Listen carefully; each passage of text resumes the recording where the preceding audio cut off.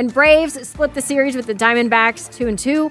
Both losses were by 1 run. Drake Baldwin, still on fire so far this season, went 3 for 5 yesterday with a solo home run and a game-tying single in the 9th inning. It was a little bit different yesterday because Ronald Acuña was DHing and Austin Riley had the day off with Mauricio Dubon playing third.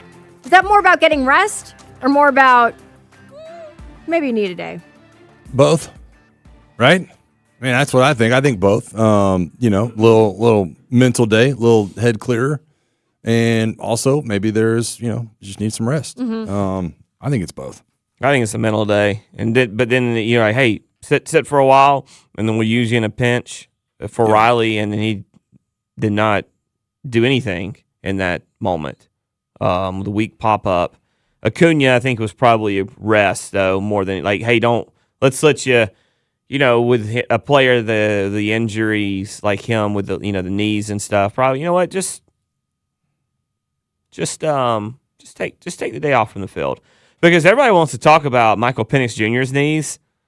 I hate to break it to y'all, but Ronald Acuña Jr. is only one knee surgery behind him. They both tore both ACLs. And I mean, whatever you want to take of it. So Ronald Acuña Jr. is the guy that you want to, if you can use him as a DH here and there, have at it. Once Sean Murphy comes back, if Sean Murphy comes back to the extent that you hope he does at the plate, you probably won't have many of those days down the road. Right. I mean, to me, looking at this game yesterday, Austin Riley or not, there's too many opportunities with runners on. I mean, Mikey Shrimsky left 7 runners on base yesterday. And I'm excited about this team starting 6-4. There's no doubt the pitching staff has held up its end of the bargain, plus some, like better than you ever in a million years thought they could start through 10 games. But man, I really need to start seeing and Austin Riley.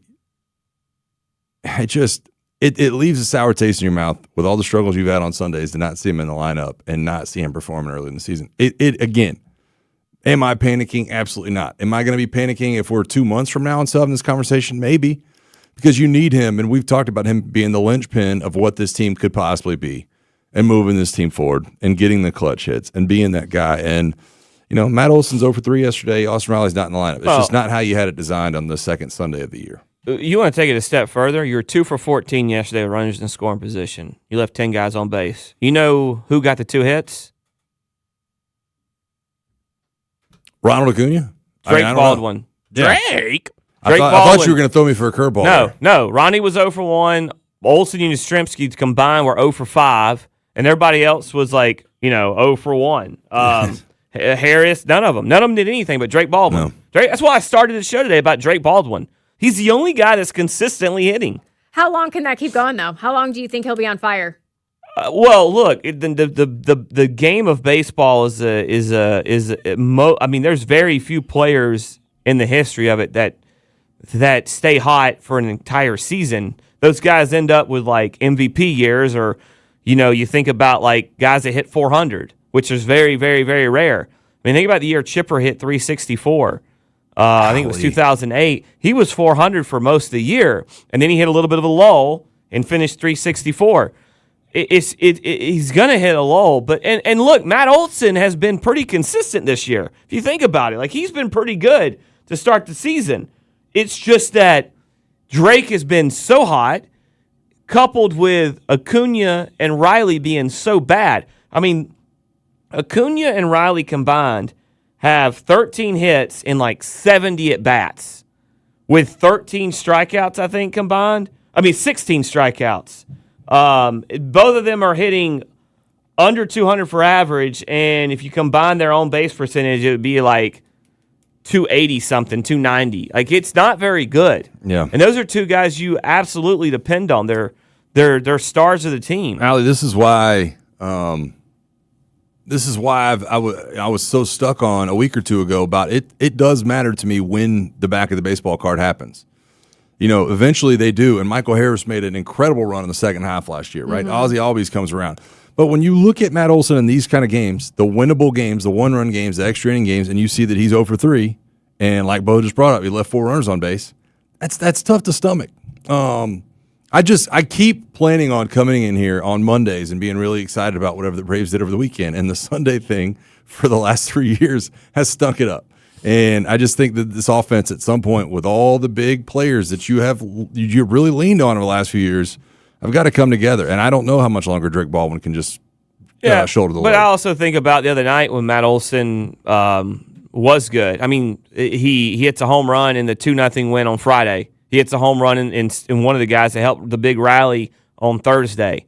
So, Matt Olson is not the guy to talk about in this instance to me. It's Acuña, it's Harris, it's Albies, and it's Riley. Those are the guys. You're picking on Matt Olson, and I know you were just using him as an example. You're not necessarily picking on him, but a lot of fans in this fan base like to pick on Olson when he doesn't get the hit. Yet you never hear about the guys that have been honestly really bad as of late, which is Austin. What's the difference in Austin Riley and Ozzie Albies the last few years?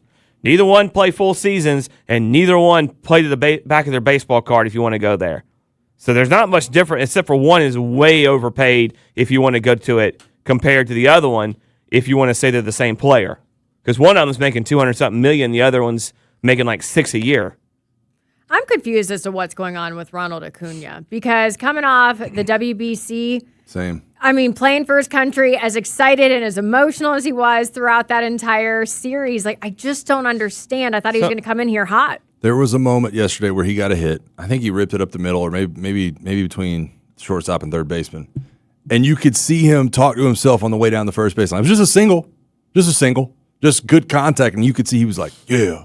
Man, I really can still do this. That was a good feeling. Some people, and I don't know this, I don't remember reading anything about this, but some people have been talking about that they think he's changed his stance. I'd like to talk. Maybe I'll text, or you can. We text Grant about that and ask him about it. I don't know if that's something he's done. I have no clue. It's maybe there's a letdown. Maybe it was such an emotional thing for him playing in the WBC and winning that. It's just kind of he's having a little bit of Trae Young effect where the regular season is just kind of boring to him. I mean, I'd hope not, but for all the people that want to say go ahead and pay him, I'm going to pay him on what, 2 years? Are you on that? You're not on team pay him? I thought for sure you were. Well, I'm still a little bit holding out because I think Ronald Acuña Jr. is a phenomenal player, and when healthy and when playing at the top of his game, he's a top 3 player. But other than 19 and 23, what am I paying him for? Getting hurt? I'm with you, but I would have never guessed that you were on that. I just for a franchise that hasn't paid guys that have performed year in and year out, like Freddie did, and Max Fried did. Well, what am I paying him for? He's got 2 seasons. I'm not a hater. I love the dude. But let's look. He's had 2 seasons of being the best player in baseball, and everything else is, I don't know. He hasn't stayed healthy, and then he's had lulls. I don't know. Allie, I almost, just for the sake of gaslighting Bo like 3 weeks ago, almost brought up a conversation comparing the career of Tua Tagovailoa to Ronald Acuña Jr. And I didn't want to do it because I was like, it's going to sound so ridiculous. Are you about to do it? No, I'm shocked. I didn't bring it up because I knew that what side of this conversation Bo would be on. But now I'm a little bit shook. Tua was never the best player in football. He led the NFL in passing yards. He was never the best quarterback, though.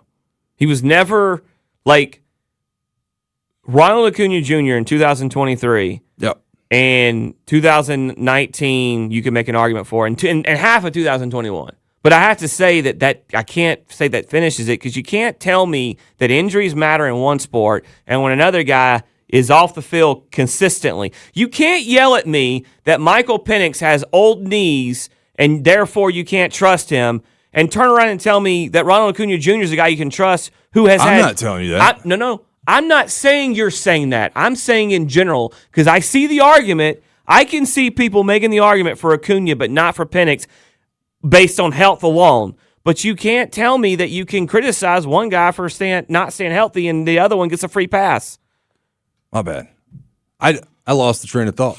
The point is that So you're yelling at the people that you think are going to yell at you. Not. I think I've seen Okay. people yell at me about Ronald Acuña Jr. Gotcha. I saw the argument that Ronald Acuña Jr. should be given a whole year off from baseball so he could be healthy. That's ridiculous. That's absolutely ridiculous. That was the argument made at one point. You saw it.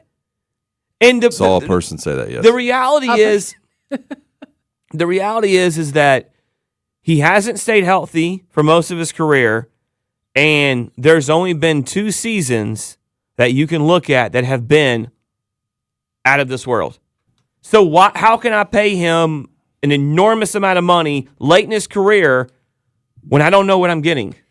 You let Ronald Acuña Jr. walk, the city will riot. Well, and you let Freddie Freeman walk. That's what I was about to ask you. Which is a bigger deal, Freddie or Ronald? Freddie. I should be Freddie. Freddie should be a bigger deal. But you know that the Dodgers will go out and pay Ronald Acuña Jr. for average output. Absolutely. For sure. Well, They'll match whatever the Braves because are gonna pay. cannot watch Ronald go to the Dodgers. Because in that lineup, you don't get average. You get bomber after bomber after bomber, and therefore you can't pitch differently to him. Now, look, I think he's done a good job at getting walks this year. But how many times has he been thrown out on base? I think 4. Almost happened again. They checked on him yesterday. Almost happened again. At second base, they checked on him. So, yeah, I'm with you, man. He's got to be better. And so does Austin Riley. Austin Riley does not get a free pass in I was going to say, it's the totality of Ronald's year, and he went 2 for 5 yesterday. Austin Riley with the off day, that's the one that I'm hanging my hat on going, all right, we got to get some movement here. And you can make the case just because you have paid Austin Riley top dollar, there should be more on him.